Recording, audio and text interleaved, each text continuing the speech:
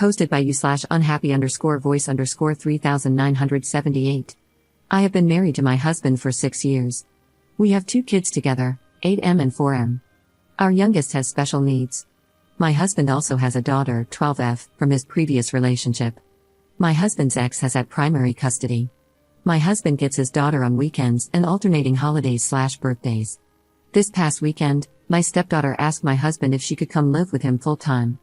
Her mom recently moved in with her fiancé and his kids, and there has been some friction with that from what I understand. Nothing nefarious, just a new house, new rules, having to share a bedroom, etc. My husband didn't give her an answer either way. He said he would look into it. When he and I were discussing it, I had the following objections. 1. My stepdaughter and our kids do not get along. It is something we have worked on for years, in and out of therapy, and it just isn't happening. My stepdaughter resents mine for existing and is cruel toward my youngest because of their disabilities. There have been issues with her bullying. My oldest is very protective of his little brother and hates my stepdaughter for being mean to him. He has started physical altercations with her over it. The truth is that most of the time we have my stepdaughter, I make arrangements to take the boys to visit their grandparents, or my husband takes her out of the house for daddy-daughter time to avoid conflict. I cannot imagine how living together full-time would be for them. 2. We really don't have room. We have a 4-bedroom home. Both my husband and I work from home so we can be caretakers for my youngest. Due to the nature of his disabilities, it is really not feasible for him and my oldest to share a room. It wouldn't be safe or fair for my oldest. My stepdaughter's room is used as my work-from-home office space during the week. I arrange my vacation time and whatnot around her visitation so I can stay out of her space while she is here. I have to take very sensitive phone calls, and I need a closed door when I work, so common areas are out, and my husband uses our bedroom as his home office, so that's out too. We don't currently have room in the budget to make an addition to the house or remodel non-livable spaces at the moment. My husband hears my objections and understands them, but he wants to go for it and figures that everything will eventually work out. He doesn't want his daughter to think he is abandoning her. And I feel for the girl. It would be awful for your dad to say no when you ask if you can live with him. But I have my own kids to think about too, and I just do not believe that her living here is in their best interest at all, considering their history and our current living arrangements. Does saying no to this put me in evil stepmom territory? Edit. For those who want to paint me as a horrible homewrecker along with being an evil stepmom, sorry to disappoint, but we did not have an affair. My husband and my stepdaughter's mom were never married and never in a relationship. They were friends with benefits. They bartended together, would hang out, and would sometimes get drunk and hook up. My husband claims he needed beer goggles because she really isn't his type. When my stepdaughter's mom found out she was pregnant, she told my husband she was keeping the baby and asked if he wanted to be involved in the child's life. They never lived together, except for a few weeks during the newborn stage to help out. Yes, I had my first child before I married my husband. We were in a long-term relationship when I had a birth control malfunction. My husband and I discussed what we wanted to do, and we both decided we wanted to raise the child. A few days later, my husband proposed. I wanted to take time to recover from birth and wait until our kiddo was old enough to be left with the grandparents for the week so my husband and I could enjoy our wedding. We didn't get married until my oldest was 2. Edit. Regarding my youngest son's disabilities, my stepdaughter's bullying, and my oldest starting fights, since there's a lot of projection and speculation, my youngest son has both physical and mental disabilities. He uses multiple kinds of medical and therapy equipment. My stepdaughter has shoved him out of his wheelchair, pinched him hard enough to leave bruises, and hit his face when he was having trouble verbalizing. I don't care if this is considered normal sibling behavior, it's alarming enough to me that I believe it's best for my youngest to spend as little time as possible with her until this behavior completely stops. I will say it has lessened quite a bit. We went through a period where it happened frequently, but it has slowed. The last incident was 2 months ago when my stepdaughter grabbed my son's wheelchair and aggressively pushed him out of her way because he was blocking the hallway. One of the times my son started an altercation with my stepdaughter was because she had told him that his brother was not a real person, and that she was going to call the hospital to have him taken away so they could perform experiments to find out what he was. She went into detail about things they would do to him, like ripping his fingernails out. Understandably, my son lost his temper and hit her. My son was immediately disciplined, loss of tablet time, and we had an age-appropriate discussion about how, while his heart is in the right place for wanting to protect his little brother, he needs to find an adult when something like that happens. This was not made up. My stepdaughter admitted she said it when my husband was able to sit her down and talk with her later that day. I am not allowed to discipline or have parenting talks with my stepdaughter per her mom's wishes. I'm not welcome to be a part of my stepdaughter's therapy journey, mostly due to her mom's wishes. She does not want me involved. My husband has always been worried about rocking the boat with her mom on these matters. So, I do not know the extent of the therapeutic treatments my stepdaughter has received. I do know that she goes to therapy during the week, and my husband has attended sessions, but it isn't something he is free to discuss with me. So, I am in the dark about that. Commenter. My concern would be why she wants to leave. Is there more to this story? If she wants to leave because of abuse or neglect, then while her moving in may not be a permanent solution, doing nothing would make you the problem.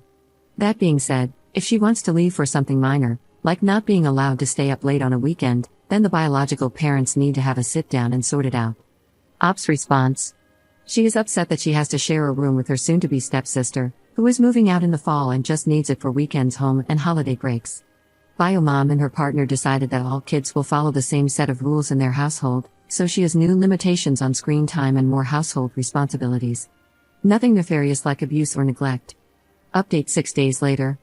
So last week, my husband and I sat down together and talked about my stepdaughter coming to live with us full-time and how that would work out. It was a difficult discussion because, as some Redditors had suggested, I really pushed hard for him to think things through and figure out the obstacles. Where would he and I work? Common areas are out due to the nature of our jobs. I can't use them due to employer restrictions, and he does some adult things in his work that we don't want the kids to see. How are we going to handle the animosity and bullying between the kids? What consequences would be in place? We talked about what expectations would be for my stepdaughter living here full-time versus just on weekends, and how she probably has unrealistic expectations about what day-to-day life here is really like. We talked through every possibility we could come up with, including out there ideas like selling our home or separating our household and living apart for a while. We even ran the numbers to see how it might affect our finances. Ultimately, we agreed that the answer was not yet, with the goal of working toward making it happen in the future.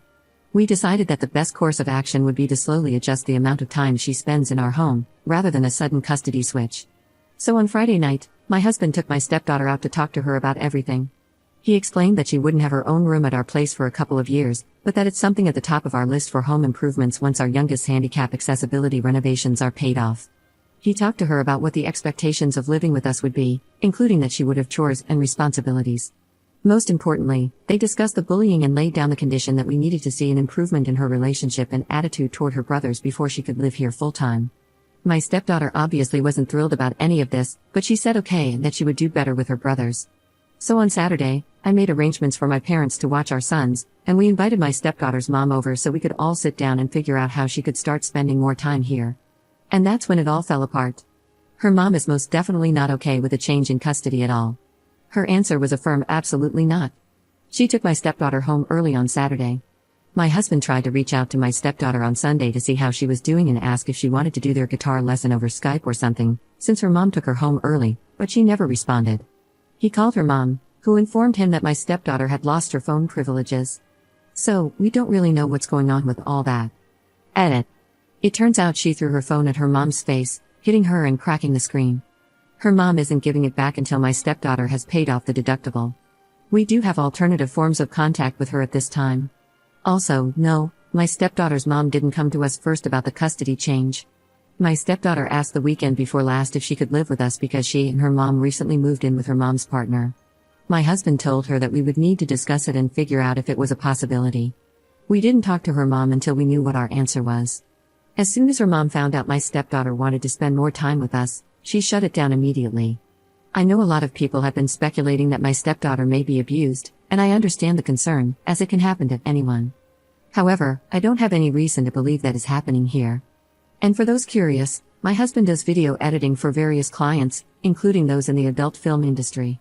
They send him raw footage, and he creates saleable videos and teaser trailers for them. He also edits YouTube videos, special event videos, and even local commercials. The way we see it, everyone's money is spent the same. One day he edits a commercial for the local church's annual yard sale, and the next, an adult video. We just have to be careful about when and where he edits the adult content so none of the kids walk in on him. We make sure he only does that work when I'm not working, so he can stay behind the locked door with headphones on. Second update 2 months later. My husband has a daughter from before our relationship, and we also have 2 children of our own, one of whom is severely disabled. He and his daughter's biological mom never had a formal custody arrangement, but due to some recent drama and changes, it became clear that we needed to get something formal and court-ordered in place. So we consulted an attorney. During that process, we discovered that my husband wasn't listed on the birth certificate. We had paternity testing done. My husband is not the biological father. He is absolutely devastated. He's spiraling, hurting so much, and I can't do anything to take his pain away. We've hugged and cried together so many times this week. He's not okay. He's flip-flopping between despair and anger, and the anger scares me.